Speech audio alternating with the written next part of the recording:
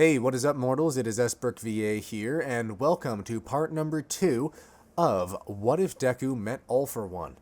Just wanted to greet you guys by saying sit back and relax, you're in for a treat.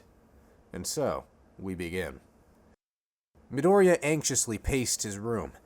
It had been nearly a week since the entrance exams had ended, and he hadn't exactly had a graceful conclusion to that exam.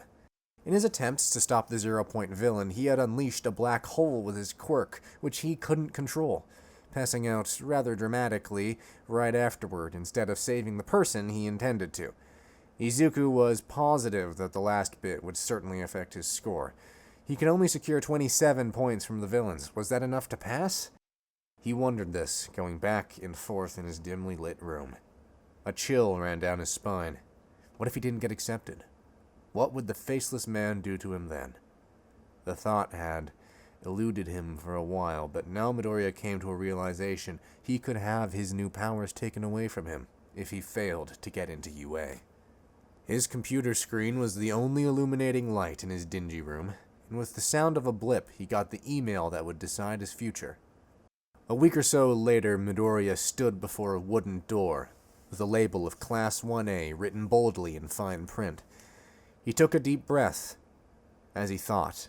He passed with a combined score of 52, gaining 25 points for stopping the Zero villain and attempting to save the girl he met. All Might told him he would have gotten way more if he hadn't almost harmed himself and the person he was trying to save in the process. But he was here, and he wasn't going to waste that. Midoriya entered the bustling classroom, instantly engaged by the boy with glasses who had assisted in saving him and the girl. He'd gotten around to having a brief conversation with the girl he saved just before the teacher entered the room. "Get dressed in your PE uniforms and move to the grounds." Shota Aizawa, as he identified himself, was the class's homeroom teacher, and without wasting time, he got right down to business.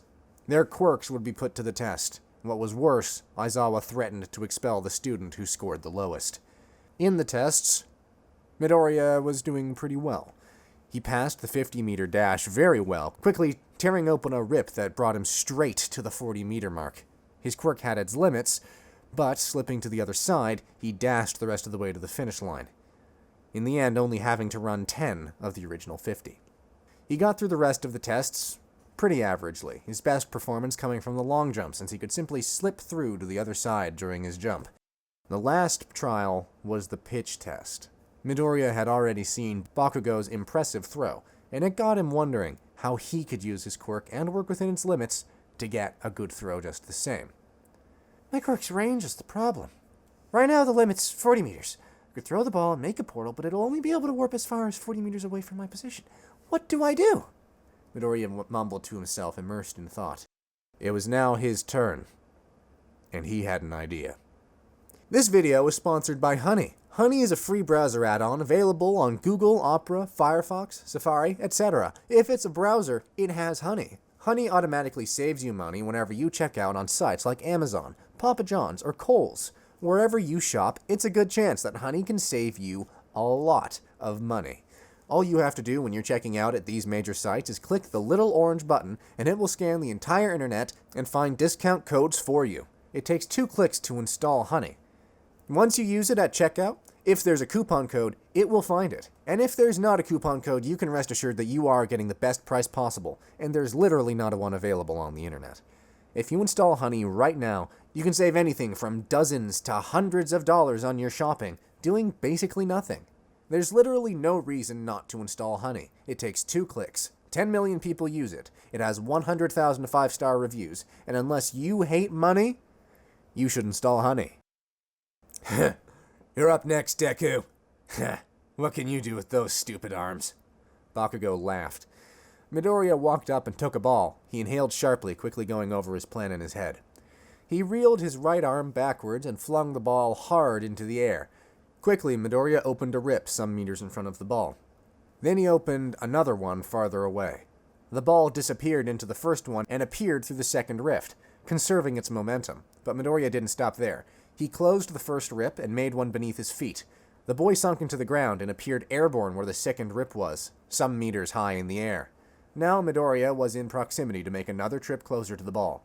He made another one in front of the ball and another afar off.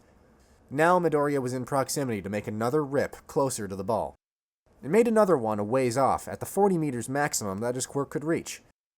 The ball once again did its vanishing trick, appearing with nearly the same momentum as it began with. Midoriya started falling towards the earth, feeling a bit lightheaded. No. I need to push it. Further. A bit more. He shook himself to refocus. Quickly, he opened another rift beneath himself, making the other two rifts disappear. A new rift was made in respect to the other, and once again, he repeated his process for the ball, opening one rift and a corresponding one farther away. Midoriya appeared from one of the rifts he had made, grabbing the ball with his right hand. He clenched it, spinning 360 degrees in the air, and released the ball with all the force he had, sending it farther as he dropped to the ground. His body felt stiff from the rapid succession in which he used his quirk. He tried to make another set of rifts to cushion himself somehow, but nothing happened. Luckily for him, Aizawa caught him just before he hit the ground. 679. Not bad, but considering you were practically helpless after that last stun, your quirk puts you at a disadvantage just like the entrance exams. You have to learn your own limits. Aizawa assessed Midoriya before plopping him onto the ground again. Once school was over, Midoriya made his way home. It turned out Mr. Aizawa wasn't expelling the student that scored last after all. Midoriya murmured to himself, reflecting on today's events. He'd been lucky enough to pass the test, but if he used his quirk too much, he was sure he'd be incapacitated. How could he overcome that weakness? As he thought out loud, his knees buckled. He dropped to the ground, gripping his stomach. A strong, nauseating wave washed over him with a powerful migraine. Midoriya heaved up his lunch in an instant onto the sidewalk, panting heavily as he did. "What's happening to me?" he questioned out loud. I did forget to tell you the dangers of overusing that quirk. You see, traveling through the rifts exposes you to many of the different types of radiation that you would often see in space. Of course, without proper protection, these can cause quite a bit of harm. The last user of that quirk, in fact, died days after I took it from him. But if you survive this, you'll be far stronger than just mere teleportation. A voice called from behind Midoriya. The boy knew who he was in an instant. A faceless man. Midoriya tried to get to his feet to face his benefactor. No, don't turn around. I don't have much time here. I just wanted to give you a reminder of your task. I know you're having fun acting your dream, but don't forget why I gave you that quirk. Bring me one for all. And soon, I'll be assigning you a side task that you'll be helping me with. The man whispered into Midoriya's ears, relaying what he wanted, and then in an instant, he was gone. What am I going to do? If I do that, I'll probably get expelled. Midoriya trembled to himself, getting to his feet on wobbly legs.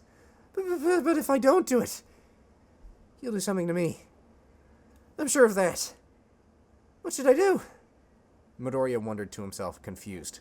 His night would be filled with restless thoughts. But in only a few days' time, he would need to make a decision.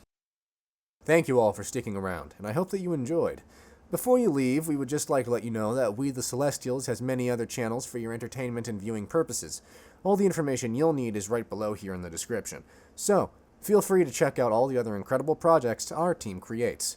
Secondly, on behalf of We the Celestials, I'd like to thank everyone involved in the production of today's awesome content. Their details will be in the description below. Now that's all for today's video, so goodbye, and have a divine day.